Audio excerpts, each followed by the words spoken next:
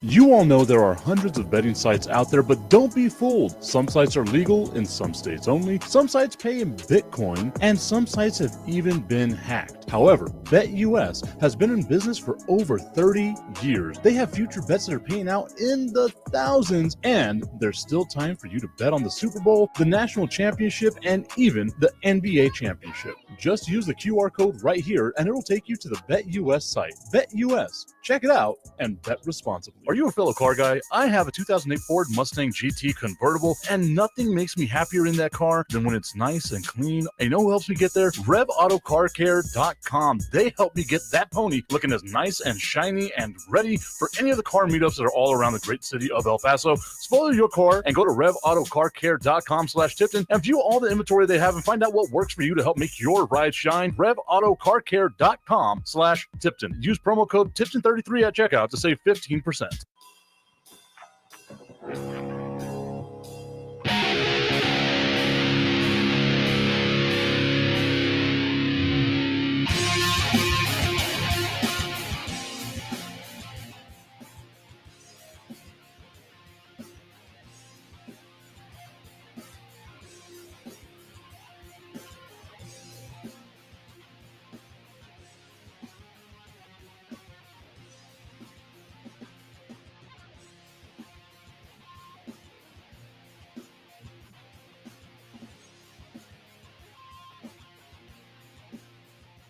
Welcome in, everybody, to the Tipping Point with Mike Tipton, hanging out with you here on a Friday morning. It is cold. It is freezing. It's January. Hopefully, or thankfully, rather, January has come to an end. What has felt like the longest month in the history of the first month of the year finally coming to an end.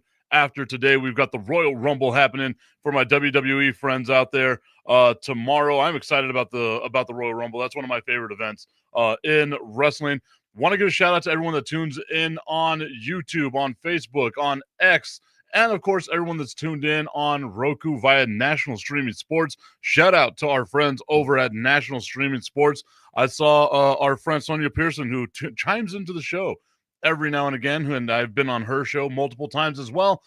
She's going to Hawaii for her birthday, and it reminded me that over this week, Tommy Cananza had his birthday. Medusa Designs has her birthday today as well. So shout out to my fellow Aquarius for your birthdays. Hopefully you all did something fun. Tommy, I know you're 147 years old, so you more than likely didn't do anything.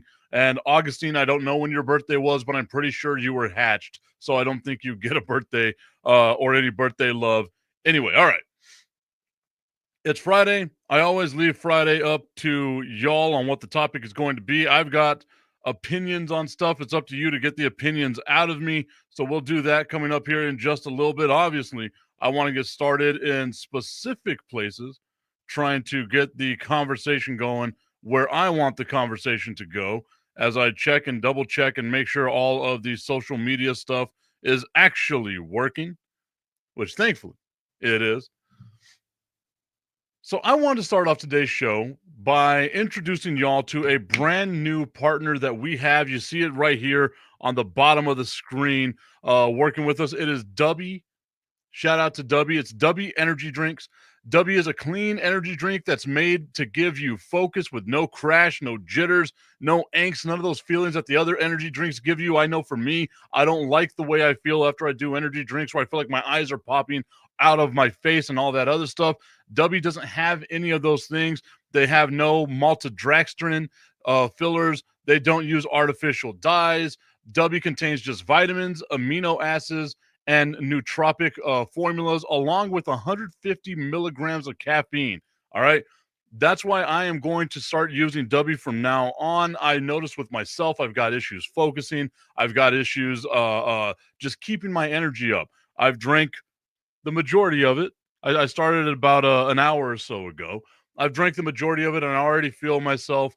Normally at this time, I'm a little tired. I've yawned a few times. I have to go get a huge, you've seen it, a gallon and a half of coffee in order for me to try to survive. I already feel so much more energized thanks to my friends over at Dubby.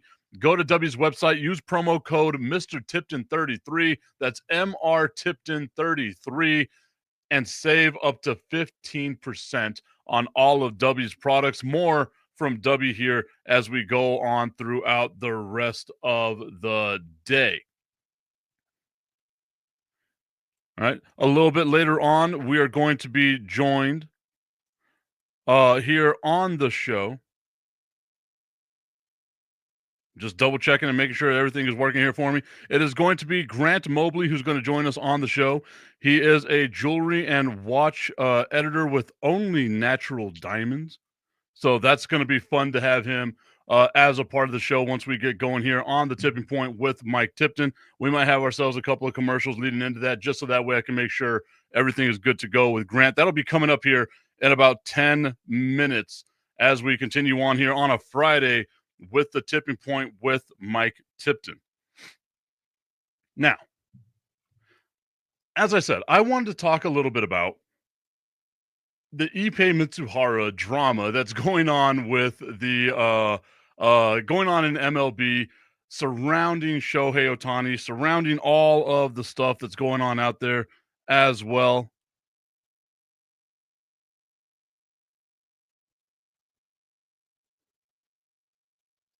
Sorry, I have to reply over here to my guest that is going to be joining me here in just a little bit.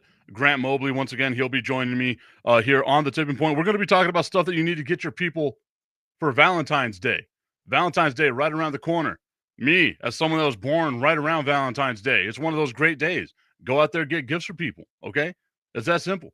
Just go out and get gifts. It's not hard, people. Come on now. All right.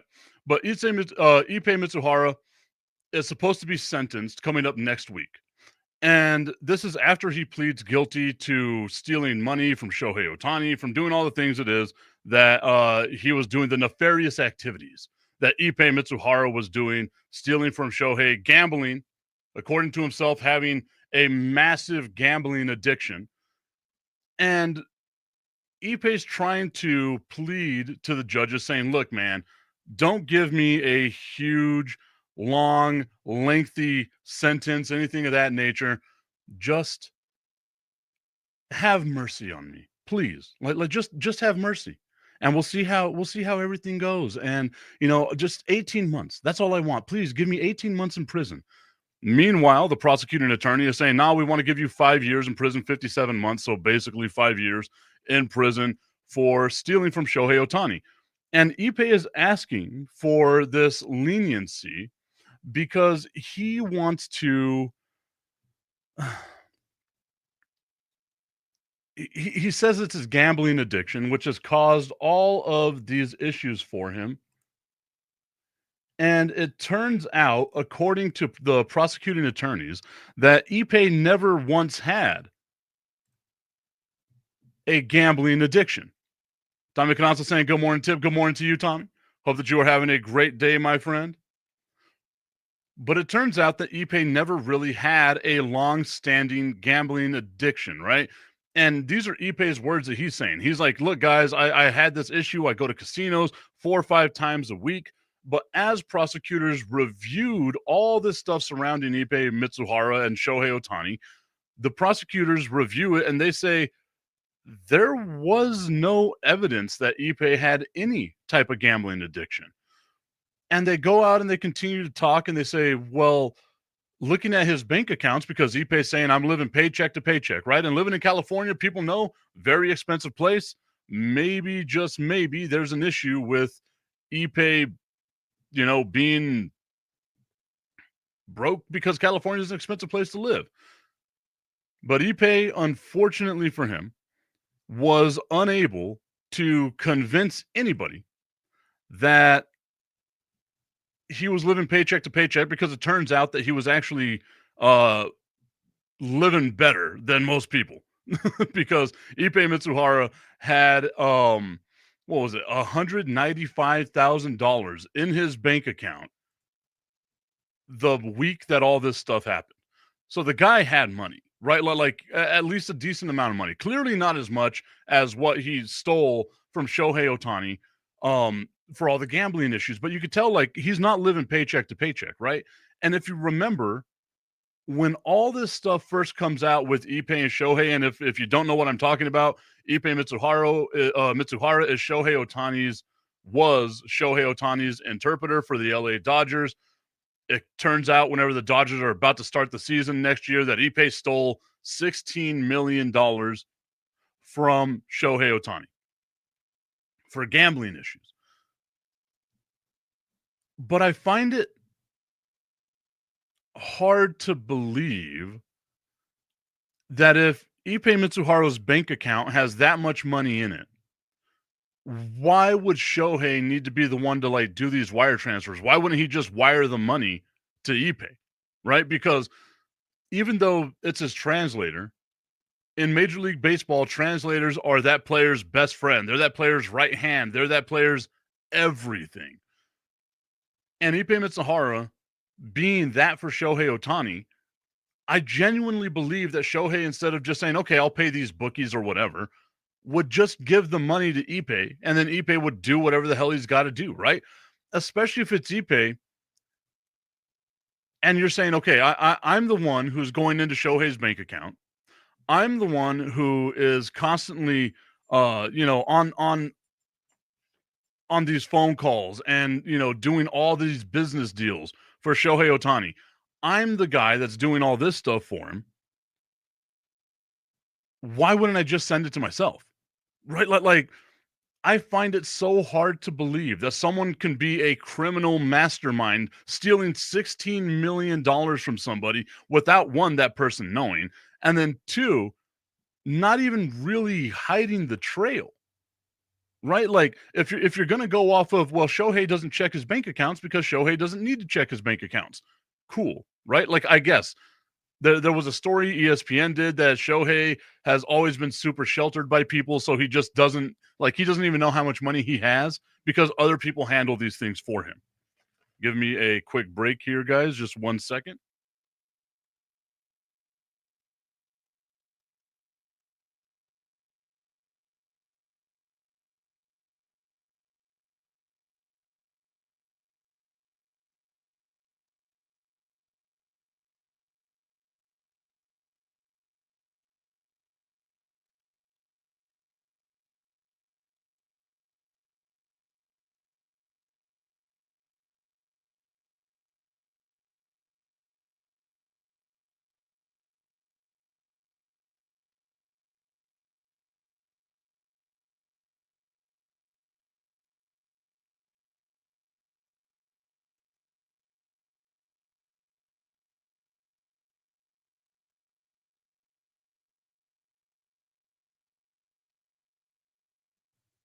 Sorry about that, guys. Working on technical difficulties. But you know what? We're getting it going right here as we are on the tipping point with Mike Tipton. I am going to be joined by, I told y'all earlier that I was going to be joined by this gentleman here.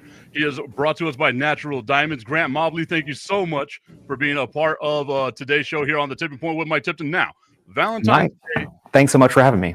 Valentine's Day is my, it's one of my things, man. Like, I am a firm believer, and if you're not doing things right on Valentine's Day, you need to get left behind. So tell me what it is that you guys want to talk about here as we get closer to Valentine's Day. Oh, I couldn't agree more. I thanks so much for having me again. I wanted to talk about, I think one of the common misconceptions about diamonds is people, obviously they're one of the most popular things that people do get for Valentine's Day, which is great. But I think people should really understand why we give them and that meaning, why do they have that meaning behind them? Because they're a lot more meaningful than I think that people even realize. Diamonds were discovered about 3,000 years ago in ancient India, and which is just, they really have such a fascinating story. So imagine 3,000 years ago, before that point, they had been able to, everything they discovered up until that point, they could cut it, polish it, bend it to their will, all of these other materials, right? But natural diamonds are the hardest natural substance on Earth. So it was the very first thing that humans 3,000 years ago found that they weren't able to cut, they weren't able to break, they weren't able to shape it in any way. So not only were they beautiful to people 3,000 years ago, but they were kind of like, oh my gosh, what is this thing? We can't even break it. This is crazy. So that's where it kind of all starts, right? It starts there when they were first discovered, all of this folklore, where could they possibly have come from and all these things. And then fast forward, when diamonds finally made their way to Europe, that's actually where we get the name diamond from, is from the ancient Greeks. They named diamonds, we get that word from the word adamas. So the word adamas means unalterable or unbreakable.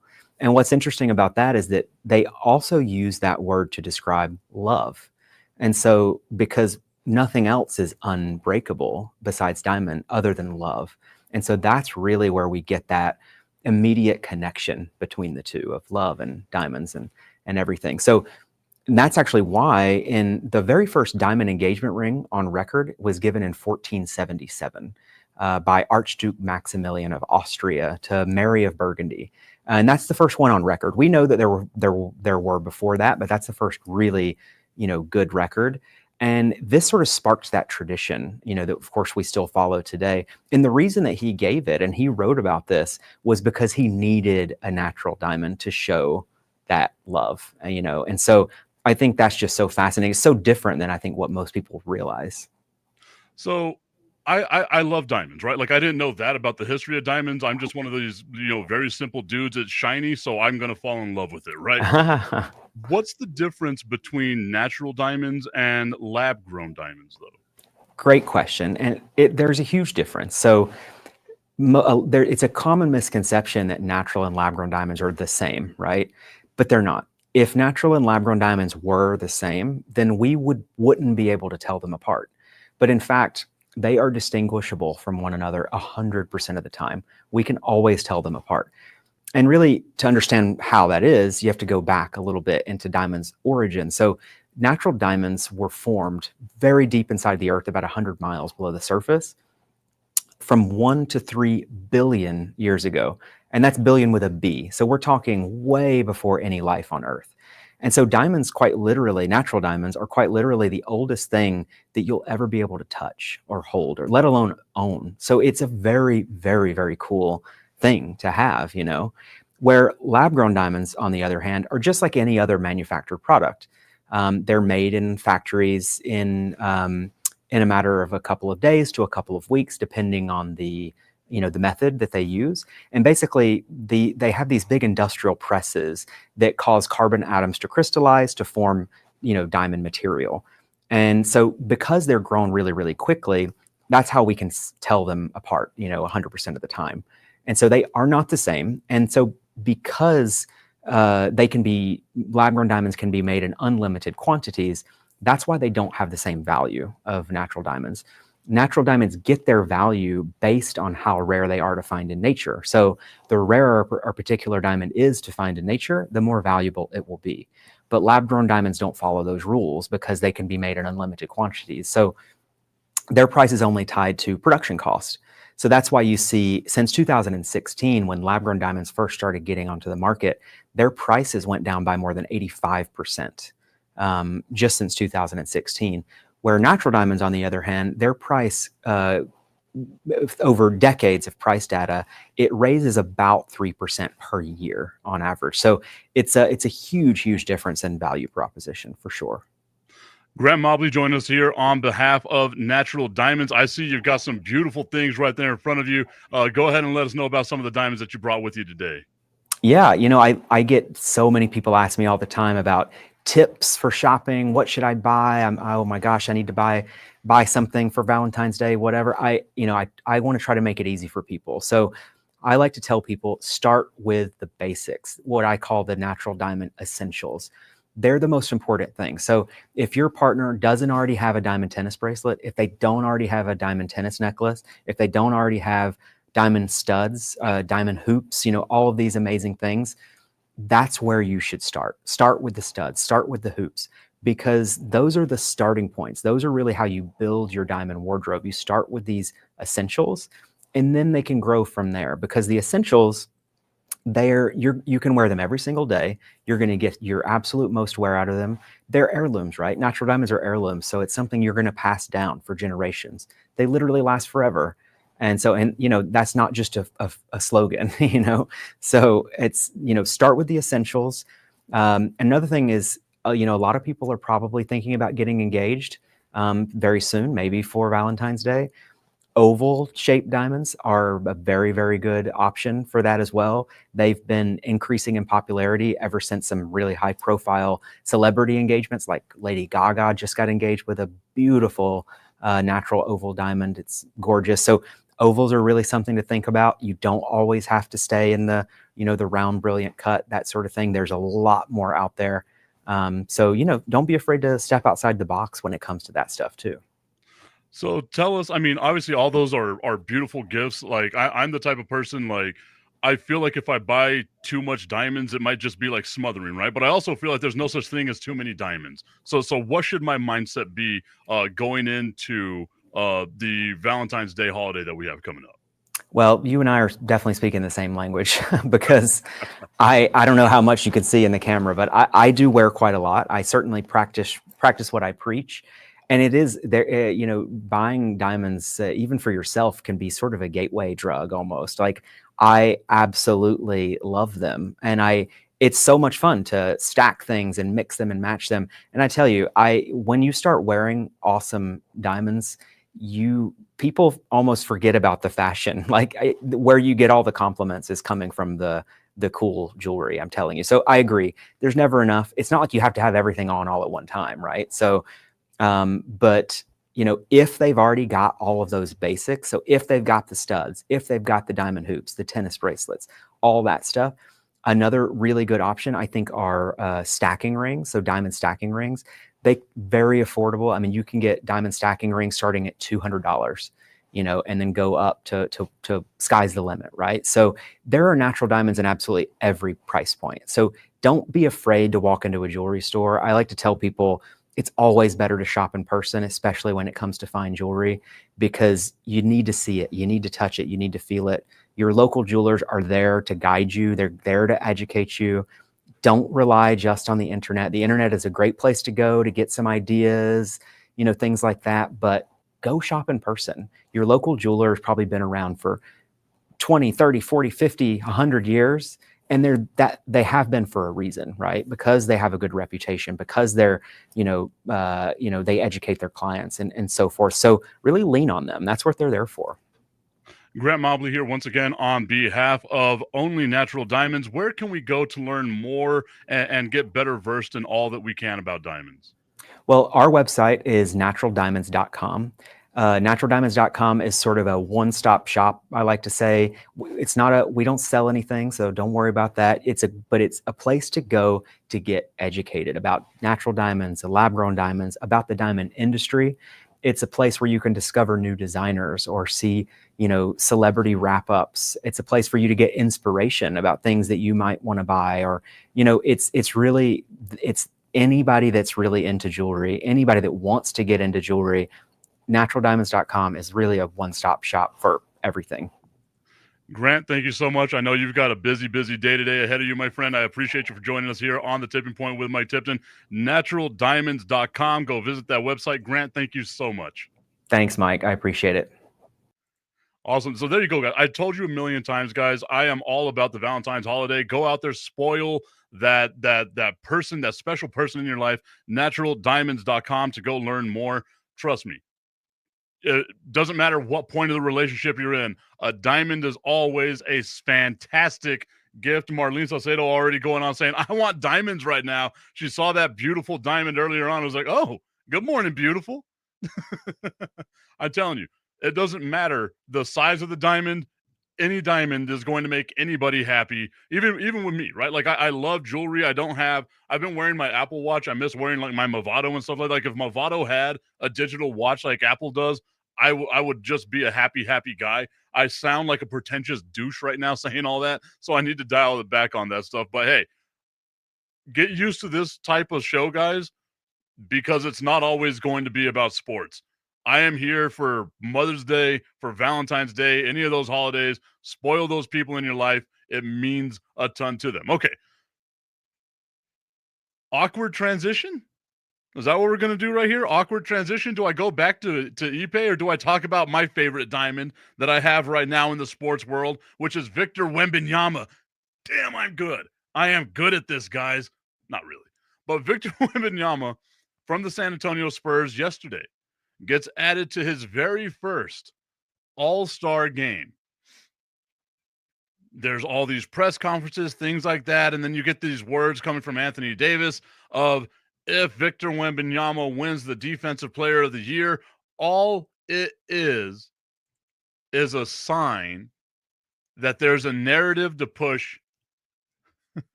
Victor Wembanyama as one of the best in the NBA right now. Marlene Salcedo saying, I agree, Tip. I think we're at a point in our friendship where I get diamonds. I wonder if that's like, is that a thing? Like, would you buy diamonds for a friend? I guess it depends on like how affluent you are, right? Like how rich you are. Would you buy diamonds for a friend? Maybe. Maybe, just maybe. We'll see how all that goes, right? I mean, if I'm buying you diamonds, it means you got to buy me diamonds. And I'm all again, I do like me. I don't have my ears pierced or anything like that, but I like rings, I like watches, I like necklaces. Hell, get me a grill. I'm a happy guy. I'll be Paul Wall Jr. Why the hell not? But Anthony Davis going out here talking about the fact that there is a narrative to push Victor Wembanyama as one of the best in the NBA. I don't think you can say it's a narrative. I think it's an actuality, right? When you look at the NBA right now, you look at who the big players are out there. She's Marlene says she's gonna bling me out. I'm with it, girl. When you look at the players that are out there, right? If I told you there's a player averaging 25 points a game, 11 rebounds, 4 assists, 4 blocks, and a steal a game, you would say that's one of the best in the NBA. And that is what 20-year-old Victor Wembanyama is doing right now. He is dominating. He's already got a 50-point game. He set a record for the most points scored in Madison Square Garden on Christmas Day, which I know sounds like you're trying to like make a very narrow point of like, oh, hey, that's like what ESPN used to do with like LeBron James is the first player to score this many points in X amount of minutes on this day during a sunny solar eclipse or anything of that nature, right? Like ESPN loves doing that stuff with LeBron James. But to say that Victor Wembanyama has scored the most points in Madison Square Garden history on Christmas Day, we're talking about a game that's been played for over 100 years with the names of like Michael Jordan being on there, Kobe Bryant, right? Like these are the people that we're putting in that same stratosphere with Victor Wembanyama, or I guess the other way around, putting Victor in the same stratosphere of these guys. But he's earned it. The NBA isn't, and at least the style that he plays isn't like the James Harden, like, okay, you go to the free throw line, you knock down a couple of free throws, and all of a sudden you've got 40 points, right? Wembanyama doesn't get a lot of foul calls. As a matter of fact, I'm looking at it, he averages 3 free throws a game. 3 free throws a game for a dude that's 7'5" that does make the majority of his points in the paint. Yes, he can shoot outside, but he still does the mid-range, inside-out style of basketball. He's not going to the free throw line all the time. He's just going there 3 times a game and is still somehow, some way at 25 points a game, 11 rebounds a game, 4 assists, 4 blocks, and a steal a game. Forget the talk about being the defensive player of the year, because there's not another player out there that's getting 5 or 4 blocks a game. Anthony Davis himself is averaging 2, right? Last year with Giannis Antetokounmpo winning the defensive player, or Rudy Gobert rather, winning the defensive player of the year. Wembanyama had more steals, he had more defensive rebounds, and he had more blocks per game than that of Rudy Gobert. But we don't give the defensive player of the year to a rookie. Or I guess now we don't give it to a second-year guy. His defensive numbers are so much better than that of anyone else in the NBA that it shouldn't even be about, okay, should he be the defensive player of the year? We're talking about a guy that should be looked at as the MVP of the year. 25 points a game, 11 rebounds a game, 4 blocks a game, 4 assists. There are not many players that can do that in the history of the NBA, and we're watching one right now. Yes, LeBron is going to get more assists, but he's going to have less rebounds. He's going to have less blocks than Victor Wembanyama, and he currently has less steals than Victor Wembanyama.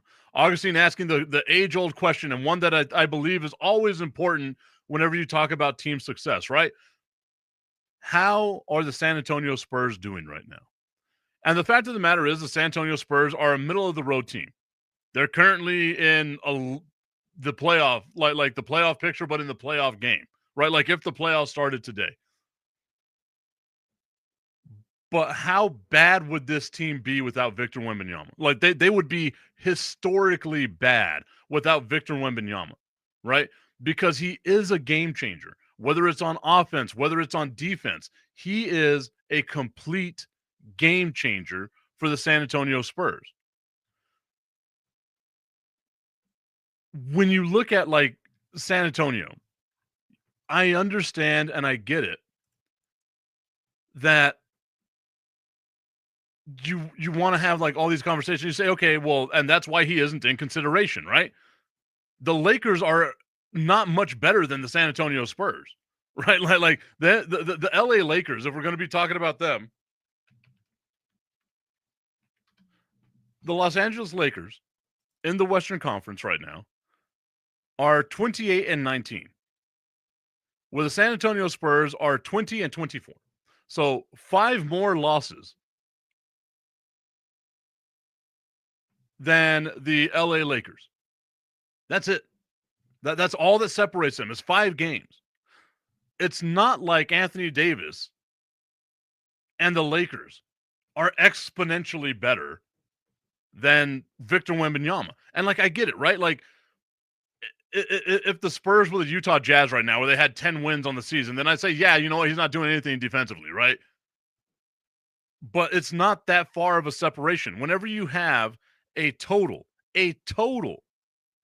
of 5 losses separating the number 4 seed from the number 12 seed, it just shows you how much parity there is in the NBA, right? You mean to tell me that there's not a point in time this season where the Lakers can lose hypothetically 5 out of 10 games, lose half their games for that stretch, and the Spurs can win 8 out of 10 games, and the Spurs gain 3 games on them, and now instead of being the 12th seed are the number 6 seed? That's how close all of this is in the NBA. If they were historically bad, right? Like I said, if they were the Utah Jazz, if they were that bad, then I would totally understand not getting any type of consideration, right?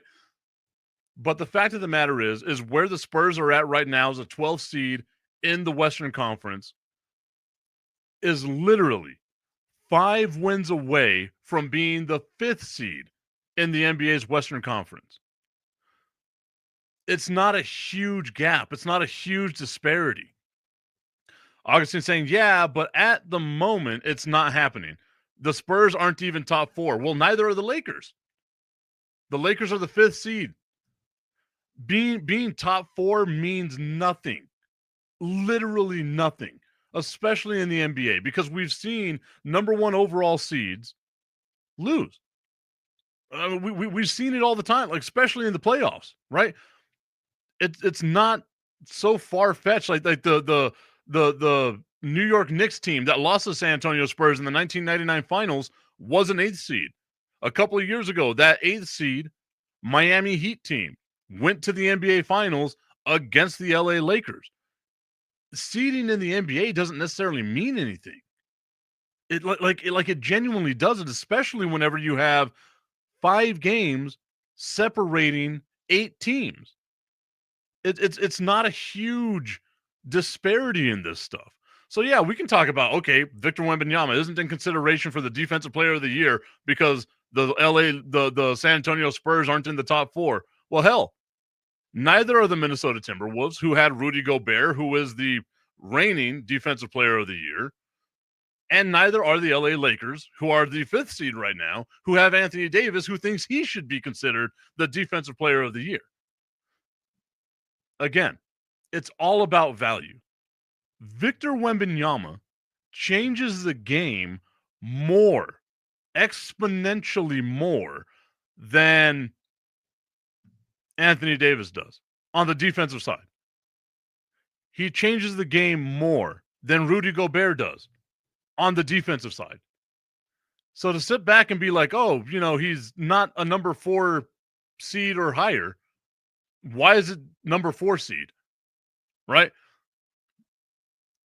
Like what does that all mean? Augustine saying, I don't care about the Lakers being top 4 means nothing. Number 1 seeds lose all the time. It matters. But I mean, you're the one who said the Spurs aren't even top 4, so he shouldn't even be that. I'm not talking with my Spurs cap on. I am talking genuine and actual facts. Whoa, I need to put that back. Gotta make the sponsors happy. Ooh, forgot about that. That's all part of the stuff that I've got to like try to work on every single time. I've got to like monitor a whole bunch of different things. I have different camera layouts for different types of interviews and all kinds of stuff. But I'm not talking with my Spurs cap on right now. I'm talking it is definitive on the defensive side of the ball. Victor Wembanyama is much more impactful than Rudy Gobert, than Anthony Davis. You can be like you can watch a Spurs game and you can see players on a fast break and they're constantly looking behind them because they think Victor Wembanyama, the specter of him being out there, Slender Man, is going to get that shot. And chances are he does. But when you have double the amount of blocks, necessarily, or I guess arbitrarily, the same amount of steals, Victor Wembanyama slightly more steals per game than Anthony Davis and Rudy Gobert, more defensive rebounds a game than Victor or than Anthony Davis and Rudy Gobert, you're impacting the game more defensively than they are. So I don't understand how it's a seeding impact or anything of that nature. Augustine saying, besides, no one really cares about the NBA right now. No one really cares about the NBA ever, I feel like even in the playoffs, most people aren't caring about the NBA. So I'll take your word on that one. But I genuinely feel like it shouldn't matter what time of year it is. Right? Like it's Stephen A. Smith's job and people like that, it's their job to talk about and be knowledgeable about the NBA. And if you want to sit there and do the hot take thing that Stephen A. Smith and all them do of like, oh, well, it should be Anthony Davis because who is Victor Wembanyama with that stupid smile on your face? Like, I'm saying a thing right now. Then you should at least be a little knowledgeable about like, okay, why is it? If Wemby has the better defensive stats, the Timberwolves have 2 less losses than the San Antonio Spurs. There's 5 games separating the Lakers and the Spurs. What's the what's the deciding factor here? Augustine saying there's something wrong in a league when Gobert is an all-star. I think that's one of the issues too, right? Is you've got fan voting that goes out there.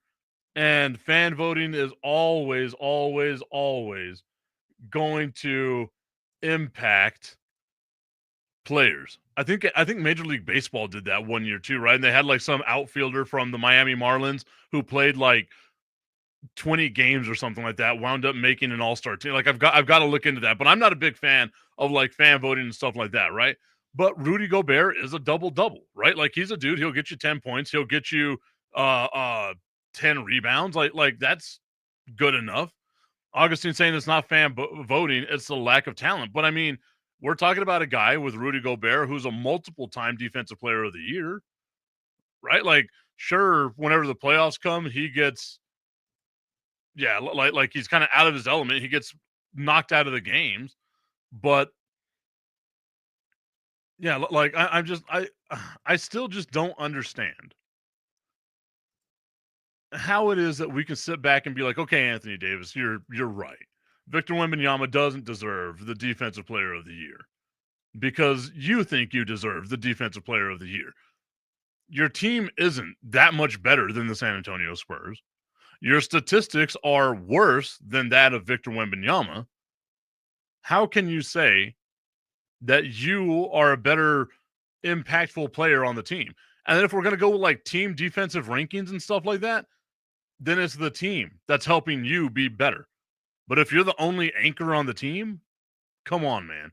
And that's where Victor Wembanyama is. No one's ever been like Chris Paul, that amazing defensive player. And not only that, Chris Paul's 147 years old.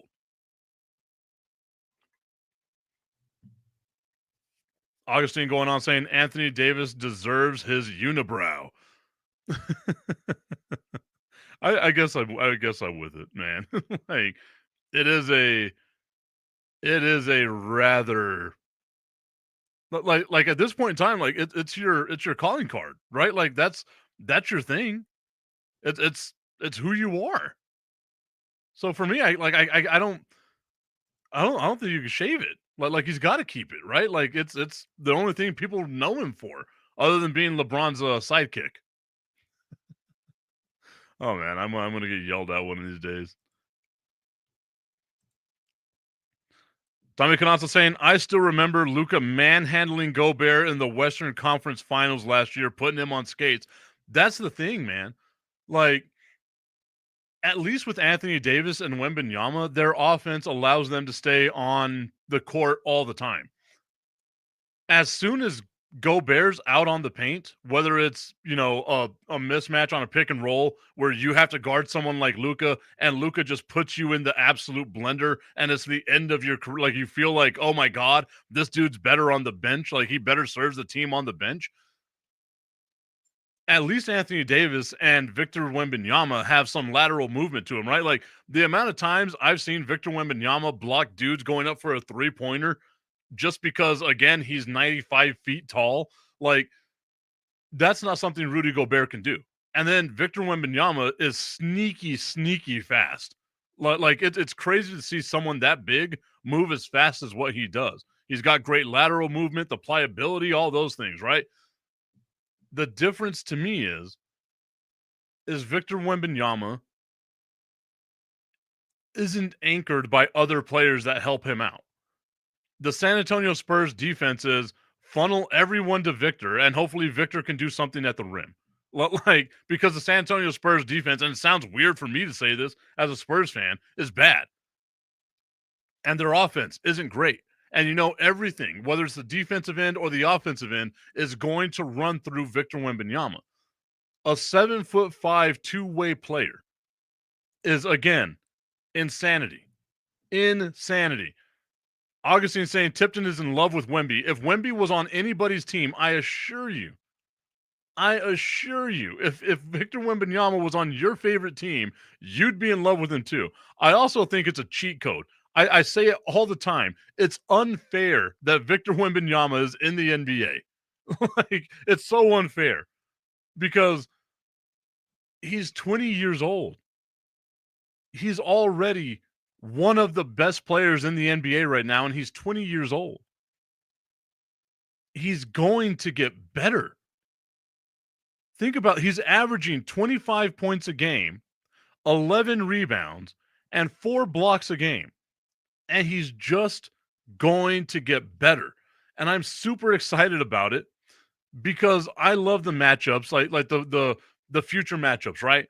Of we're going to get Luka Doncic versus Victor Wembanyama. It's going to be Dirk versus Tim Duncan all over again, right? That to me is going to be fun because I don't see either one of those players really leaving those teams. How can you not look at it right now and just be like, Jesus, man, Jesus? Augustine saying he's going to go down as an amazing player, but how much will people respect him?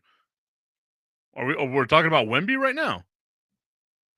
The fact that he's changing basketball. When you got guys like Nikola Jokic being like, this dude's amazing. That's a multiple time MVP being like, it's so hard for me to do anything over this guy. when you got Giannis Antetokounmpo being like he really is an alien. Let's not forget that block that he did on Antetokounmpo last year, where Giannis is going up for a dunk, and that's normally a poster on anybody, and Wemby just gets the ball, takes it from him, runs down the field, goes behind or runs down the court, goes behind his back off the backboard and dunks it in a game. Augustine saying, yeah, Wemby because of the era he's playing in. I get it that he's a skinny guy, right? And I always hate this argument about eras and stuff like that because I believe there's certain players that no matter what the era, they would have been great, right? Like Jordan would have been great in any era. LeBron would have been great in any era. I firmly believe that Wembanyama would be great in any era. If Manute Bol was able to be successful in the NBA without the talent skill set that Wembanyama has, then I feel like Wembanyama would have been just as successful. Now, obviously, it's going to be the same issue because people are going to say, well, how do you body up someone like Shaq if you're that big? Let's not forget Yao Ming shut down Shaq on a regular basis. Yao Ming a little thicker than Victor Wembanyama, but I believe that Victor's going to grow into his body. He's going to gain more weight to help him out. Augustine saying, agreed. It's a what if. I still believe, like, would he be as dominant offensively? I don't know. I don't think he'd be averaging like 25. He'll probably be down to like 15 or 20, like around there, right? I still think he'd get rebounds because he's big. Like you can't teach big, right? You can't out big. And like whenever we think of these guys from back in the day, right? Like we think of Shaq, we think of David Robinson, we think of of like Hakeem Olajuwon, right? Patrick Ewing. We think of centers like them. Those are the four big name centers of that time. If you mean to tell me that you don't think that Victor Wembanyama can out rebound Ronnie Cycli, that's a throwback name right there. You're drunk, right? Like I think in the 2000s, Wemby's doing his thing because Dirk helped change the game to be this, big dudes can shoot from outside. If you don't think Victor Wembanyama is going to outperform Eric Dampier in the 90s, then we've got some issues that are going on here, right? Think about this. Like Alonzo Mourning, who I think is one of the greatest of all time, is effectively 8 inches shorter than Victor Wembanyama. Wemby's not going to have a problem getting a shot off over him, right? And then you got the other dudes. Skilled big dudes, like those huge guys, the George Muresands, the Sean Bradley. I'm in my bag right now, dude. You want me to bring up old, tall dudes from the NBA? I've got you, my guy, Mark Eaton, right? Like, if we're going to talk about that, Victor Wembanyama's skill set is so much better than them. I love that Augustine got the Ronnie Cycli one here. And that's exactly where I was going to go. He's a more skilled, more agile version of what we got in the NBA of Arvydas Sabonis, right? I'm a firm believer that if Arvydas Sabonis had played a complete career in the NBA, he would have shattered records, man. Arvydas Sabonis was, I don't think anyone gives him the love he deserves. His son is an all-star. Domantas Sabonis is a regular all-star, and he's nowhere near as talented as his father is. If we had gotten Arvydas Sabonis, the entire career of Arvydas Sabonis, there would be so many records that would have been shattered, right? Augustine, I think you're loving the names that I'm bringing up too, man. Anytime I could bring up a Mark Eaton, a Sean Bradley, any of those guys, man, I'm a happy dude. Hell, I was gonna bring up Robert Parrish, right? Like, do we really feel like Victor Wembanyama would not have dominated Robert Parrish? Like, come on, man. Like, come on. It's really one of those things. Like, it's just, yeah, like Victor Wembanyama's skill set. And I think about this the same way that I think about baseball, right? Where people are like, oh, Babe Ruth, he wouldn't be able to hit today's pitchers. I don't think today's players would be able to hit like the pitchers of yesteryear, right? Like the Walter Johnsons and players like that. Few, right? Like the Jim Thomeys, Barry Bonds, great players like that. But I'm a firm believer that if you were to transplant Babe Ruth and bring him and let him have a full upbringing in today's, baseball, who's to say he wouldn't still get 700 home runs? Because the difference between Babe Ruth and everyone now is Babe Ruth was still hitting for average. Let's not forget that he has the 714 home runs, but he also has a 363 batting average. Imagine if you gave Babe Ruth the ability to say, just go out there and hit bombs. We don't care what your batting average is. Just swing for the fences all the time. Do you mean to tell me that he wouldn't be great? But then you transplant Aaron Judge and put him back then. Would he be as effective as what Babe Ruth would be, right? I'm not a fan of the eras talk because I feel like the game evolves, especially basketball, has evolved so much, right? Like, if we put Jordan in today's game and everyone's like, oh, Jordan shot 30 some odd percent from three. Yes, because they didn't value the three-pointer at that time. If you put Jordan in today's game and said, look, you can get more value from these, like, this is a good shot. Shooting threes are a good shot. Do you mean to tell me that he wouldn't be great at, with Michael Jordan being who Michael Jordan is, that he wouldn't be great at it? I think greatness transcends through the generations, right? Wembanyama's issue is that Wembanyama's super thin. But I also believe that Wemby would be forced to put on weight and still has a skill set that would translate to, maybe he's not, a 40-point scoring type dude, but he'll still be able to put buckets on your head. They always talk about like Shaq, like how would Shaq do in today's game? Shaq would dominate today's game. The only issue with him is I don't think he'd be able to make a three, right? Like he'd be Rudy Gobert-ish. Still be an all-star. I think he'd get more points than Rudy Gobert, but he would become a defensive liability in the playoffs because we've seen Rudy Gobert become a defensive liability in the playoffs. Augustine's saying that Jordan would average 40 in today's game. There's a part of me that believes it. There's a part of me that doesn't believe it, right? Augustine also going on to show his age, saying Sandy Koufax would be a 30-game winner. If I'm not mistaken, I think he was. Like, even back then. But I don't think, like, that would be my thing, is I don't think pitchers would get used the same way now as they did back then, right? That's always the thing. Then Augustine asking me, going back to the Jordan question of Jordan would average 40, me saying a part of me thinks he was, a part of me doesn't think he would. Which part? I think with today's game, like if he was raised having to watch other players and then like learning today's game, I think he'd be more along like the James Harden style of I can dominate anytime I want to, like peak James Harden, not James Harden that continued to go to all the strip clubs in Houston, but like peak James Harden of I can get my bucket anytime I want to get a bucket, but you know what else I can do? I can pass. And I like I don't have to carry the team the way that I did back then, right? I also believe it, like what talent is going to be around him. I love Stacey King. Dude, I'm just in my bag dropping old ass names right now. I love Stacey King. But if you put Stacey King in the NBA today, he wouldn't have a career, right? That was a dude that was by Jordan's side all the time. Augustine saying, no, James Harden, the most overrated player in the history of the game. Jesus. I don't know about that, man. Like James Harden, peak James Harden, right? Like this is what I'm talking about. Peak James Harden. Those maybe 3 years where you could say, dude, this guy was, top 4 in assists in the NBA. He had Chris Paul on his team, and yet he was still top 4 in assists, leading the NBA in scoring. The guy knows basketball. His style of basketball is super boring because he's a big fat lefty. Takes one to know one.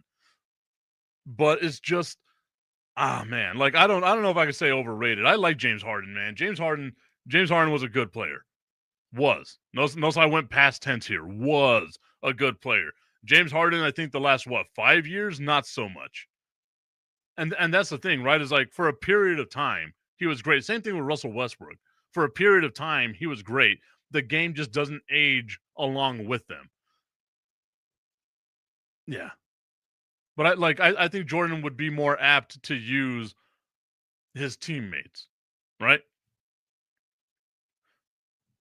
Ugh, I love that conversation though. Like there's a part of me that would just love to go back and watch what like Shaq would do against Wilt Chamberlain, what Jokic would do against Bill Russell, right? Like I would love seeing stuff like that. Augustine saying it's not about being a lefty, it's about what he does. He was great for 3 years. I agree, right? Like peak James Harden. Uh but like I'm the same like Brandon Roy, right? Like most people don't know who Brandon Roy is. Same thing with Derrick Rose.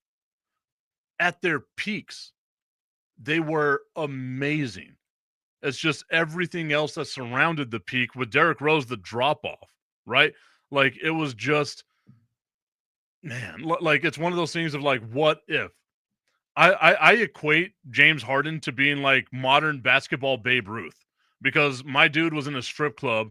I think this is common knowledge. Maybe I'm dropping something to everybody here, but my dude was in a strip club after every game.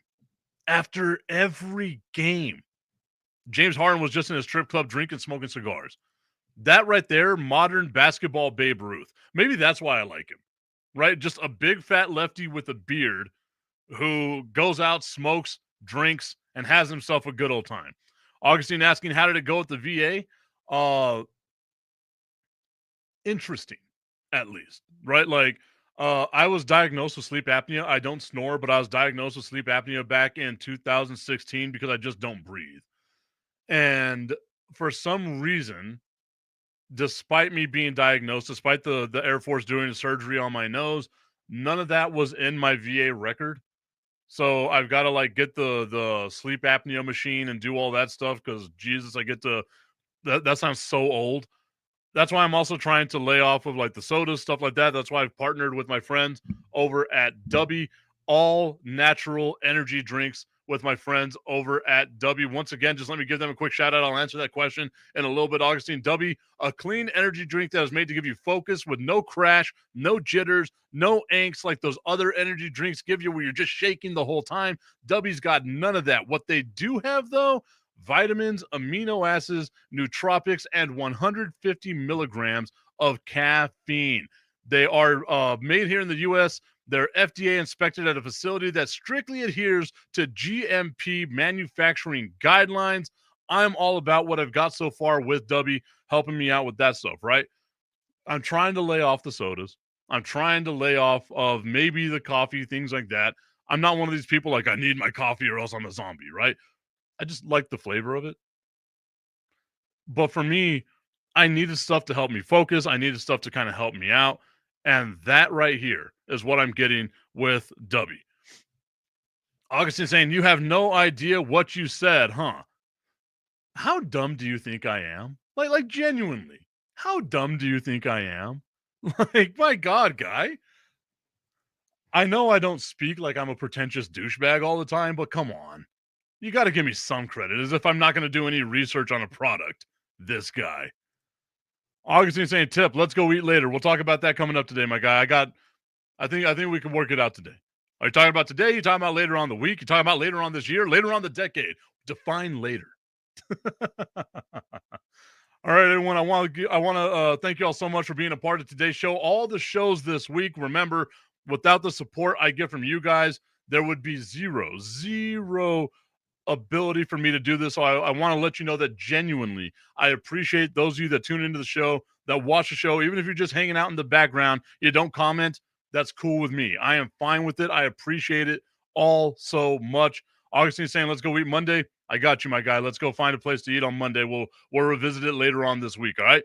But again, without y'all, I wouldn't be able to do this without my friends over at National Streaming Sports allowing me to be on the Roku channel. None of this would be possible either. So I just want you to know genuinely how appreciative I am of y'all for being a part of and supporting this show, being a part of the core of Tip Nation.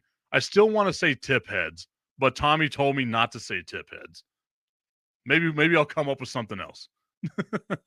But I just want to thank y'all so much for being a part of it, for the support, everything of that nature. I appreciate it. We'll be back next week on National Streaming Sports on the Roku channel, Facebook, YouTube, and of course on X. Y'all have yourselves a great weekend.